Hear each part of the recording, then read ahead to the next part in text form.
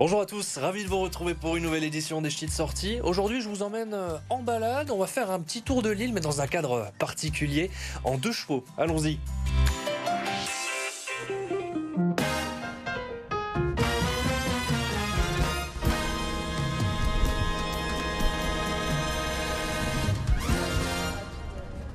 Voici le véhicule avec lequel on va faire un petit tour de l'île aujourd'hui. C'est une 2 chevaux. Elle est très ancienne, mais ça sera un décor assez particulier, assez unique pour découvrir l'île. Et donc je suis avec Marie, ça sera notre pilote. J'espère que vous savez bien conduire et en même temps notre guide dans l'île. Bon, comment vous allez Marie? Ça va très très bien, je suis contente d'être là et de pouvoir faire découvrir un petit peu la ville à toi et puis à tout le monde aussi. On va découvrir l'île un petit peu différemment aujourd'hui. Ouais, exactement, notre but c'est vraiment d'avoir une visite insolite. Donc voilà, on est déjà dans un véhicule d'époque qui est super joli et qui rappelle plein de souvenirs. Et nous on va vraiment faire une visite dans les rues, dans les petites ruelles, dans les lieux un peu inconnus et cachés de l'île, voilà, pour profiter à fond. Bah écoutez, Marie, on se met en route. C'est parti. On y va, parce que au moins on aura un toit au-dessus de notre tête pour découvrir l'île. Attention, je baisse la tête et on y est.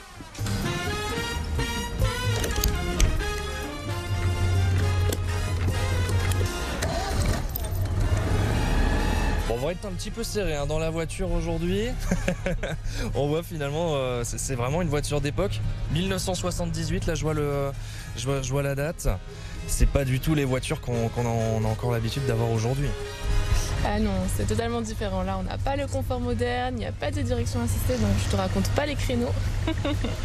Et oui, non, on est dans un confort rustique, mais ça fonctionne bien. Hein. Écoute, ça nous emmène là où on veut aller. Hein, donc.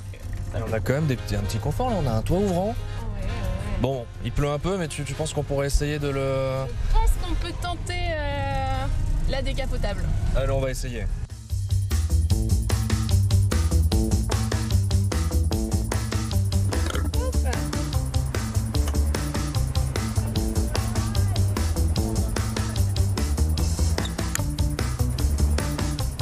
Ouais, ce toit ouvrant, il change beaucoup de choses. Bon, vous voyez, je fais de mon maximum pour essayer de vous trouver des petits endroits où on peut prendre un petit peu de place. Là, c'est sûr tout de suite. On est sur la Grand Place. Vous l'avez très certainement reconnu, la Grand Place de Lille. Et c'est vrai que ce toit ouvrant, ça offre une meilleure visibilité. C'est tout de suite une autre ambiance. Ah oui, nous, on recommande vraiment d'avoir la décapotable dès qu'on peut. Bon, malheureusement... Dans le nord, il y a des petites draches qui arrivent de temps en temps, mais on arrive relativement à avoir des visites où on peut avoir le toit décapotable et puis ça permet de voir vraiment de façon différente la ville puisque quand on marche, on regarde un peu ses pieds, quand on est en voiture, on regarde la route et là ça permet vraiment de lever la tête et puis de remarquer toutes les façades qu'on a qui sont très jolies. Il y a toujours des petits détails, des petites sculptures. Vraiment, on redécouvre sa ville ou alors on la découvre pour ceux qui ne sont pas du coin. Dans cette ville qui a une très belle histoire, très historique. Justement, pour en parler, on se dirige vers le Vieux-Lille, c'est ça? Et on va aller un peu plus dans découvrir l'histoire de l'île ensemble. Allez, on y va.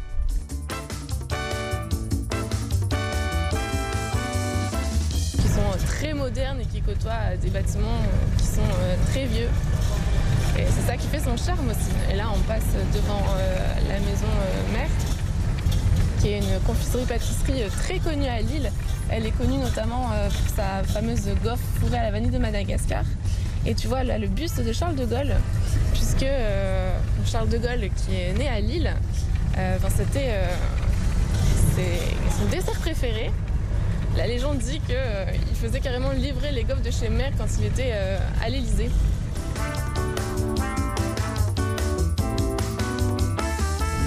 Et là, on arrive au niveau du quai du Vau, qui est un ancien port commercial. Il faut imaginer quand c'était un port, ça n'avait pas du tout la même tête. La ville s'est créée autour de justement cette particularité, puisqu'il y avait les marchands qui venaient, qui amenaient leurs marchandises jusqu'ici.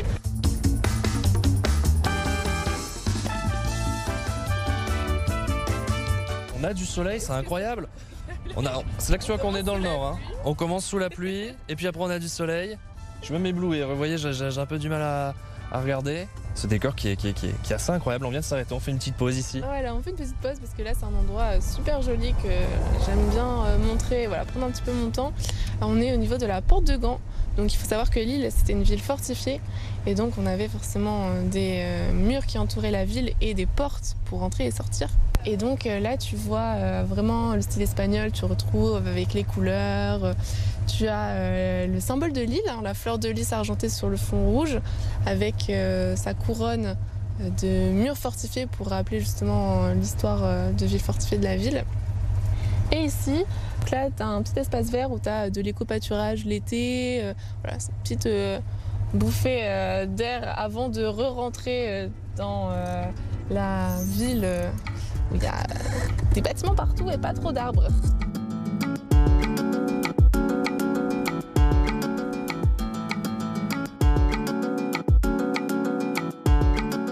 On retourne un peu vers la Grand Place. C'est ça, on est juste à côté, là on est place du théâtre, puisqu'il y avait un théâtre qui a brûlé. L'opéra que tu as ici, là tu as la vieille bourse qu'on voit de l'autre côté donc. Là tu as bien sûr le palais de la bourse avec le beffroi, là on a une vue plongeante sur le beffroi. Et en face tu as le Rand-Beauregard avec la fameuse anecdote des boulets de canon. Alors il faut savoir que Lille elle a subi un siège en 1792, donc c'était la famille Habsbourg, donc les Autrichiens, qui ont essayé de prendre la ville. On a subi plusieurs sièges, hein. Au fil du temps on est sur une situation géographique stratégique, et donc là c'est un des seuls, voire le seul siège où on n'a pas été pris. Et donc on est très fiers. Donc tu vois la statue de la déesse sur la Grande Place, c'est pour commémorer ce siège justement. Et donc là, on a des boulets de canon qui datent de cette époque-là. Alors, bien sûr, c'est des vrais boulets de canon, mais qui ont été placés là parce que les murs ne seraient pas dans cet état-là. Et t'en as un qui est un peu spécial. On va avancer tranquillement. Parce que Morel et Fils, avant, c'était une bonnetterie-corsetterie, un magasin de lingerie. Et donc, Morel père, pour la vanne, il a transformé un des boulets de canon en sang. Fait l'apercevoir au-dessus du S de Fils, entre les deux fenêtres. Tu vois. Ah oui, d'accord, ouais, ces petits détails qu'on verrait pas. Les petits détails qui tuent, c'est ça.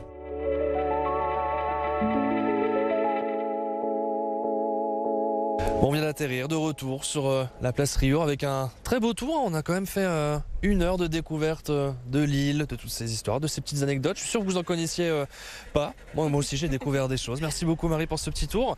Avec grand plaisir. Si jamais ça vous intéresse, que vous aussi vous avez envie de découvrir Lille en 2 chevaux, quelles sont les petites informations pratiques? Alors, donc nous on est très du balade. Vous pouvez faire des visites de 30 minutes, 45 minutes, 1 heure ou 1h30 avec nous. Donc pour découvrir comme Rémi toutes les anecdotes sur la ville de Lille. Donc on vous a pas tout dit, il y a encore plein de trucs à découvrir. Merci beaucoup Marie pour ces petites informations et pour cette belle balade très originale ici de Lille, de la capitale des Flandres, avec cette belle voiture, cette Colette, on l'appelle Colette, c'est la 2 chevaux.